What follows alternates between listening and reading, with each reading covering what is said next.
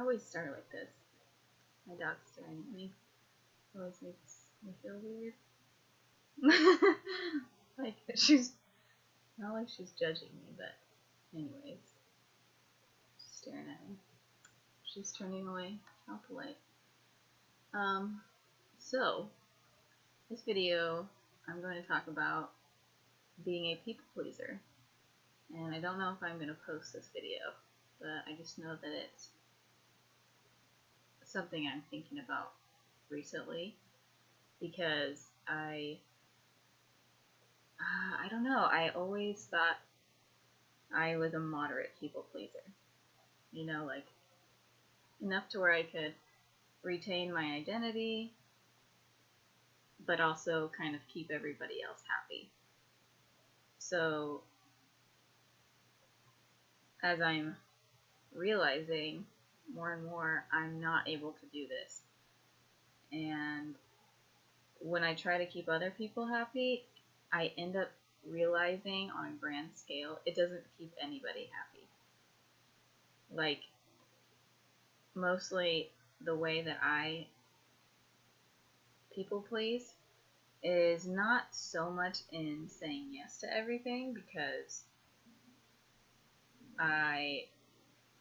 sometimes when I have time to process something or think about something, I'm able to come to the conclusion that no, I don't want to do something, or a lot of times I'll even steer, closer to saying no to a lot of things, because I have a fear of letting people down or letting myself down, and that fear is so extreme that I'll say no to doing something or not call someone back because I'm afraid of, like, losing the person, almost. I'm like, I'm afraid that I won't be able to continue to please them, so I end up saying no to a lot of things.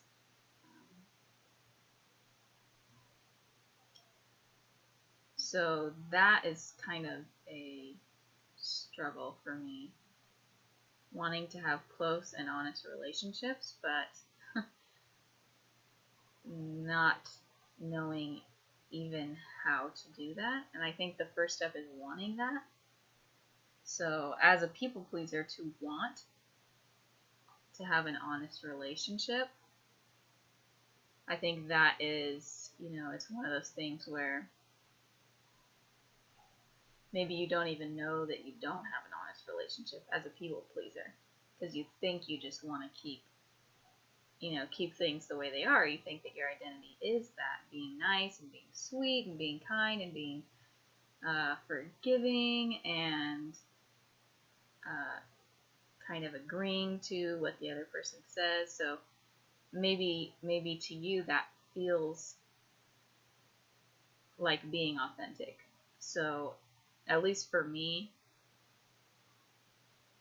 I used to think that I was being authentic in doing that, because I thought,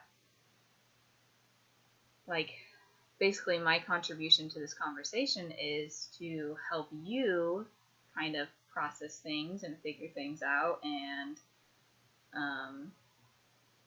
feel good about yourself, basically. So, and that is totally just something that I got from my childhood, and, like, everybody gets all of their coinkydinks from that, whether positive or negative. So, good luck to us. I don't know why I said that.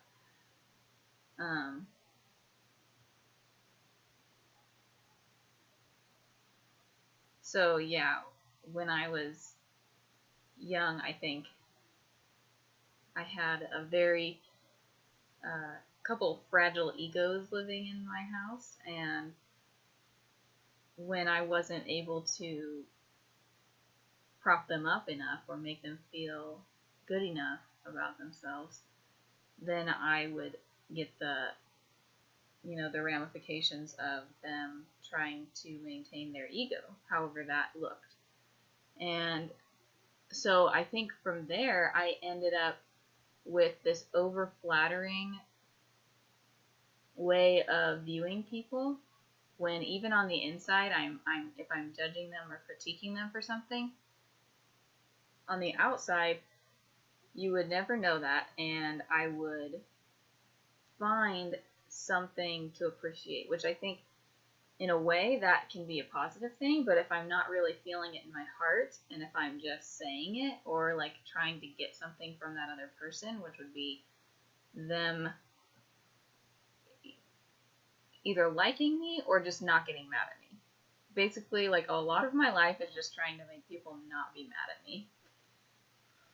And which is weird because it's like, okay, why would they be mad at me? But, and then there goes that really quick but, you know.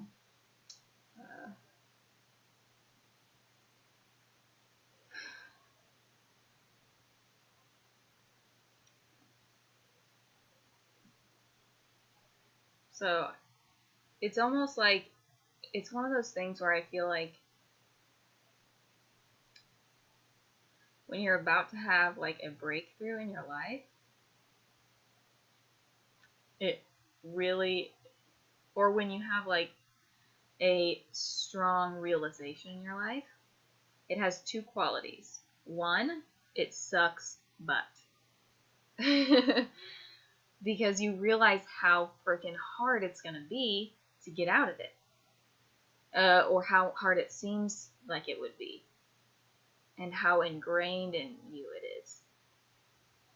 Because why else have you not realized it for this long? You know? Why else has it not been huge shouting at you for your attention for this long? Because you have been just kind of been able to go through life with this and not really realize that it's a big problem. So now you realize you have this big, maybe it's a big, an analogy would be like a huge, heavy bracelet on your wrist, and it's so, maybe it's like flesh colored, whatever your flesh happens to be colored, and maybe it's really close to your skin to where it feels,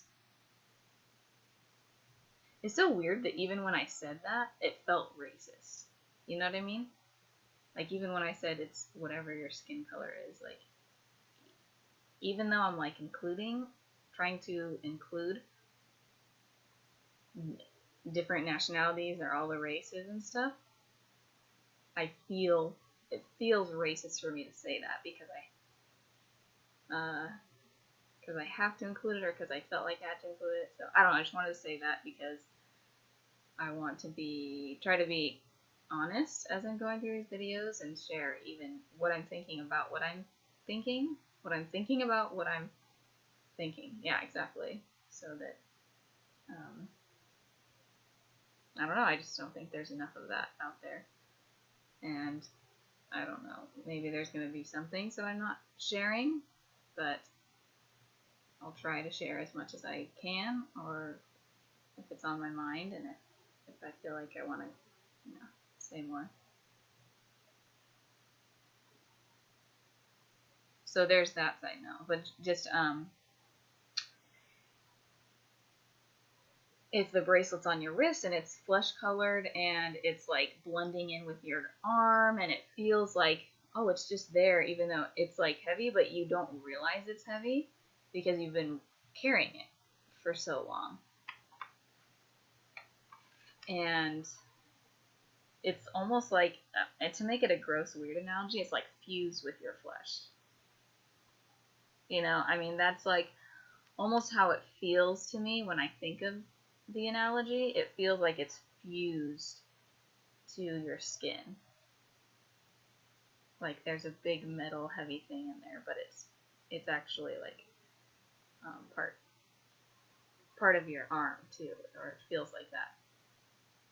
So it's both sucky and like there's like this whole new world that opens up to you, because if before revelation you're depressed, or you are not satisfied in your friendships, not satisfied in your career, or not satisfied in your hobbies, or just your life is not how you want it to look, or you don't like the way you view things or people or yourself, or anything like that. Well, this is a huge opportunity for you to, sorry, I just realized I have 16 subscriptions, it says, and I don't think that's accurate. I feel like I have like a million, but not subscribers, subscriptions. Maybe one day, a million subscribers. Let's go for that. So, yes. There's also this aspect that makes you think, okay, if I've been operating this way for so long, and I've been depressed or anxious or unfulfilled, unsettled, unrest, or some other thing, makes you wonder what's on the other side of this door. You know, even though it's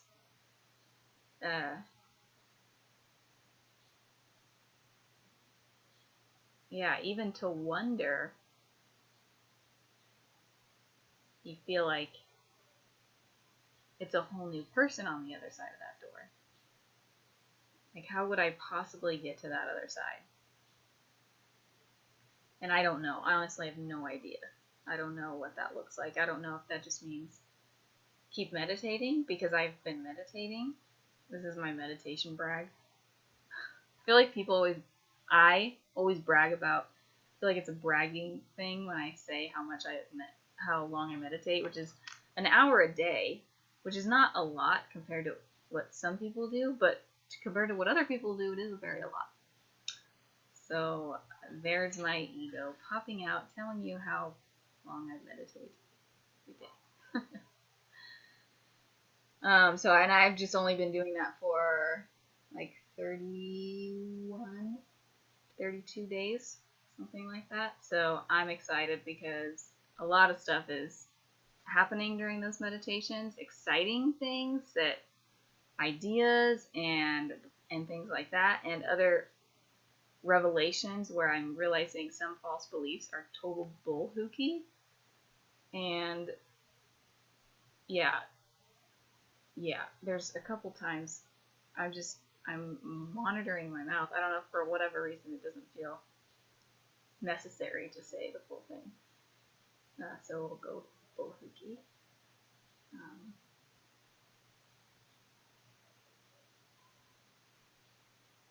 So if you are struggling with people pleasing or any other kind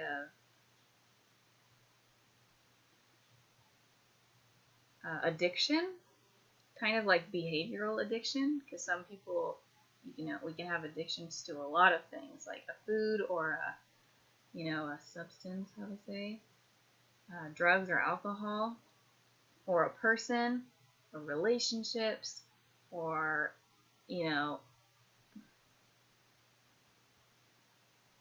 or cleanliness or organizing or whatever. It can be anything. And some people just happen to have, our whole way of interacting with people is an addiction. And so I don't identify myself as codependent. So some people might, because at the end of the day, do I feel like I need people's approval? No. But during the day, do I fear not getting it? Yes. It's like a very immediate thing, to where when I look back, I can say, oh, I didn't like the way that person treated me. And I can like text them or something and tell them, hey, look, I didn't appreciate that. I would appreciate if you would not do that again in the future.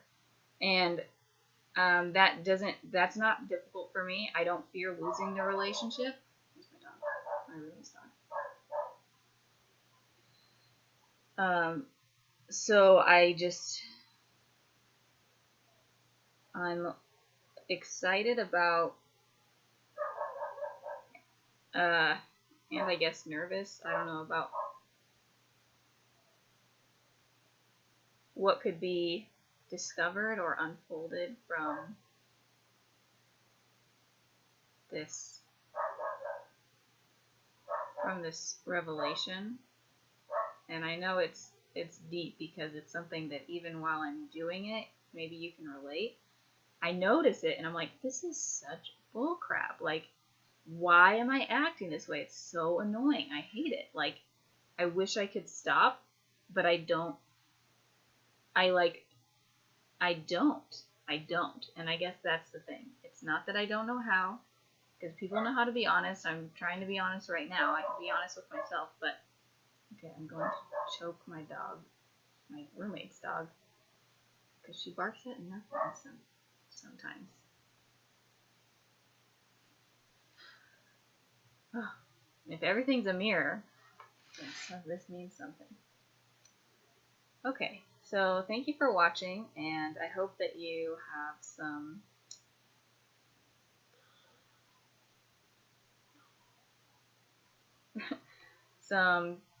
peace with your revelations as they come to you. Oh my gosh, seriously, okay. My noise is coming out. It's also really hot here in Fresno. So, alright, I appreciate you joining me, and I'll probably be sharing more about this and other insights that I get. And please leave a comment below and tell me your experience. If you're a people pleaser, or how that manifests for you. Does it manifest in daily interactions, or is it across multiple different relationships, or, you know, how does it manifest for you? And yeah, like this comment if you liked it. If you'd like to see more, subscribe, and I will keep you posted. And I'll talk to you later.